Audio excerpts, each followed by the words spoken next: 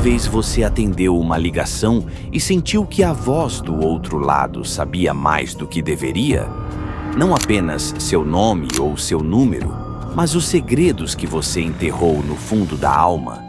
Esta é a história de Marina, uma operadora de call center que recebeu uma chamada que não estava no sistema. Uma voz que parecia vir de lugar nenhum e de todos os lugares. Em uma única noite, ela descobriu que não estava sozinha na linha, mas talvez estivesse falando com algo que não pertence a este mundo.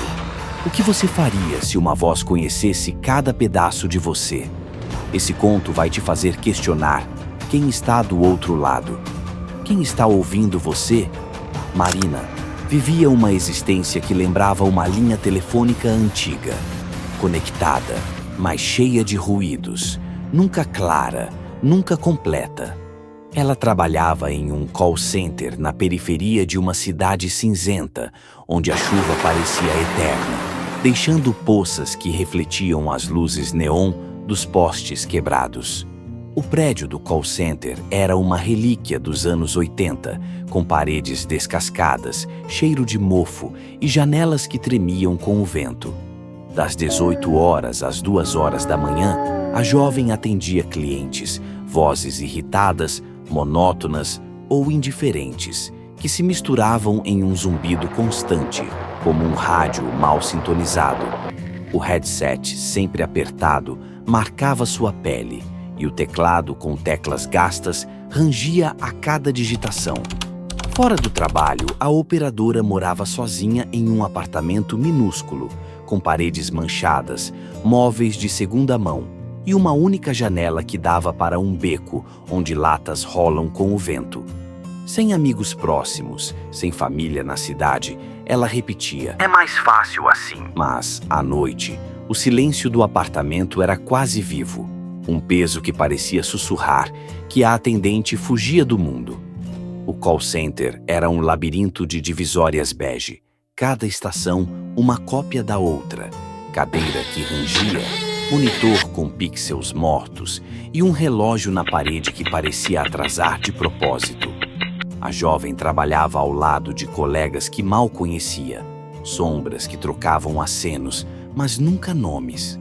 Às vezes, no silêncio dos turnos noturnos, ela ouvia o zumbido do ar-condicionado formar palavras indistintas, como se o prédio tivesse segredos. Era uma rotina que a sufocava, mas que ela abraçava pela previsibilidade. Até que, numa noite fria, tudo mudou. O turno estava calmo, o andar quase vazio. Apenas um colega, Jonas, digitava do outro lado da sala, os fones cobrindo suas orelhas. O telefone da operadora tocou, quebrando o silêncio. A tela piscou. Desconhecido. Ajustando o headset, ela atendeu. A voz mecânica: "Boa noite, como posso ajudar?" Então, uma respiração lenta, pesada, como se alguém segurasse o fone perto da boca. O som tão próximo que parecia estar ao lado dela. "Alô?" insistiu, o estômago apertando. A respiração parou e uma voz falou, grave, quase um sussurro: "Por que você se esconde, Marina?" O coração da jovem disparou. Ninguém no trabalho usava nomes, nem clientes, nem supervisores.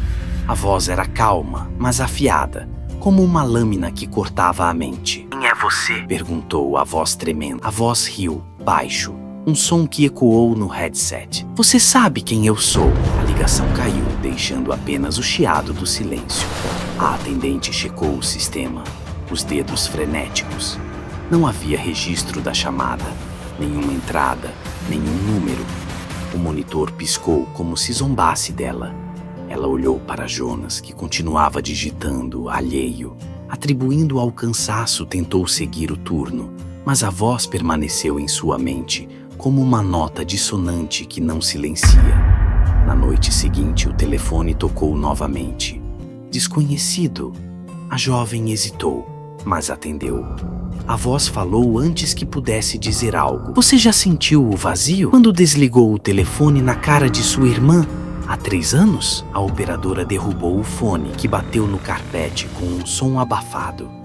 Ela não falava com Clara desde uma briga que começou por ciúmes e terminou em silêncio, um corte que doía mais do que admitia.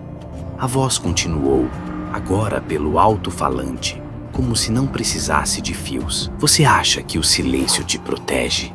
Mas ele te come. A atendente arrancou o fio do telefone, mas o aparelho tocou novamente, a tela pulsando.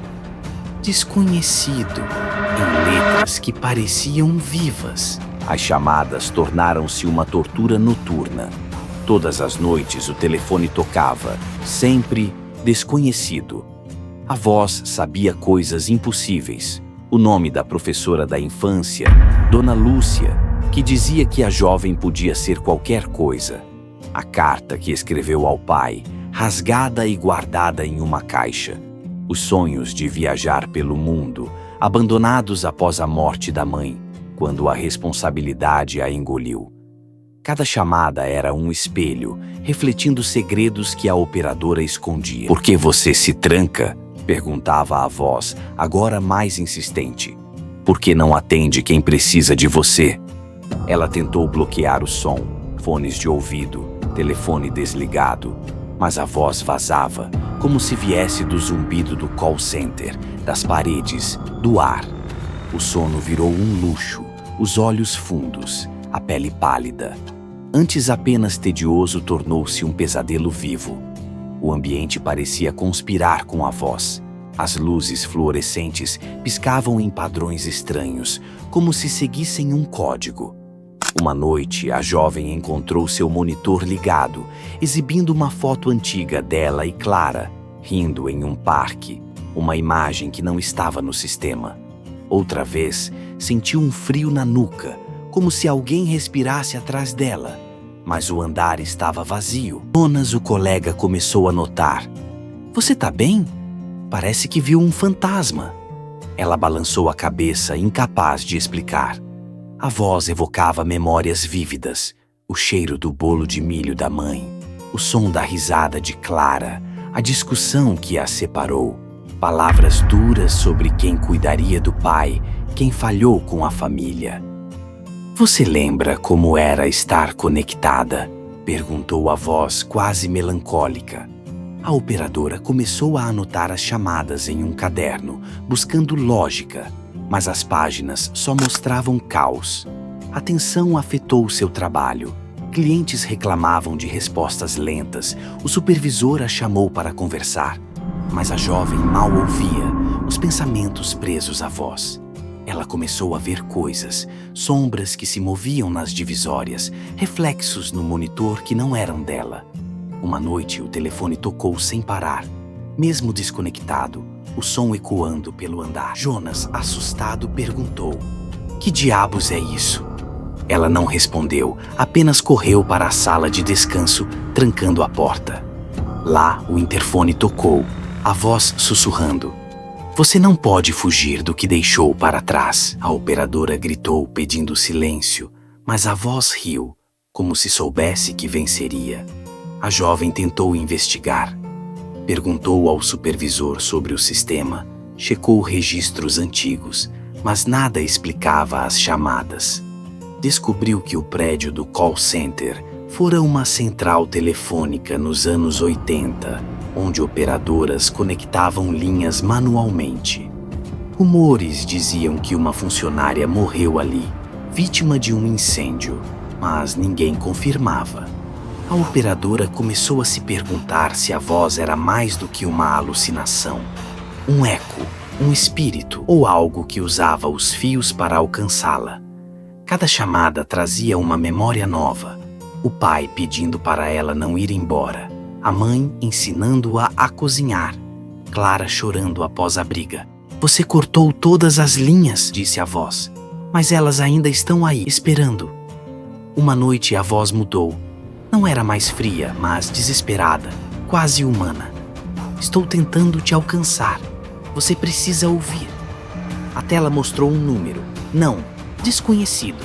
Era o número de Clara, gravado na memória da jovem apesar dos anos. Marina hesitou, o dedo tremendo sobre o botão. A voz disse, lenta: "Ela está caindo." como você. A ligação caiu e o silêncio era ensurdecedor. A operadora discou o número da irmã, o coração batendo como um tambor. Clara atendeu, a voz fraca. Marina estava em crise, sozinha, lutando contra pensamentos sombrios que a puxavam para baixo. A jovem correu para o apartamento da irmã, atravessando ruas escuras, a chuva encharcando suas roupas, o vento cortando a pele. Chegou a tempo de encontrar Clara em lágrimas, viva, mas frágil. Sentaram no chão, conversaram por horas, desenterrando mágoas.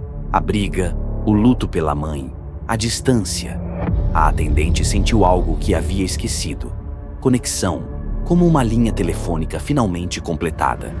As chamadas pararam após aquela noite. O telefone do call center voltou a ser apenas um aparelho, tocando para clientes com problemas banais. As luzes pararam de piscar. O frio desapareceu e o zumbido do ar-condicionado era apenas ruído. Mas a jovem não era a mesma. Ela ligou para o pai, visitou amigos de infância, reconstruiu laços que havia cortado. O caderno de anotações ficou guardado, um lembrete do que quase a consumiu. A voz nunca revelou o que era, um aviso, um eco da culpa, um espírito preso nos fios. A operadora não precisava de respostas. Ela aprendeu que o silêncio pode ser um abismo, mas uma ligação, mesmo a mais difícil, pode ser uma ponte. E ela não estava mais sozinha na linha. A voz no fio de Marina não era apenas um som, era o vazio da solidão, o peso das conexões que deixamos morrer. Cada um de nós carrega um telefone assim, uma ligação que evitamos, uma pessoa que afastamos por medo, orgulho ou dor. Mas a verdadeira coragem não é se esconder no silêncio, é enfrentá-lo, é discar o número, mesmo quando as mãos tremem, mesmo quando o passado dói. Ela aprendeu que uma conversa, uma voz, pode reacender laços que pareciam perdidos, pode construir pontes sobre abismos. E você? Quem está esperando sua ligação? Qual silêncio você está pronto para quebrar? Porque, no fim, as linhas que nos conectam são mais fortes do que os fios que nos prendem. Se a voz da operadora mexeu com você, deixe um like para apoiar essas histórias que iluminam a escuridão. Comente. Quem você chamaria para quebrar o silêncio? Inscreva-se no Coração nas Sombras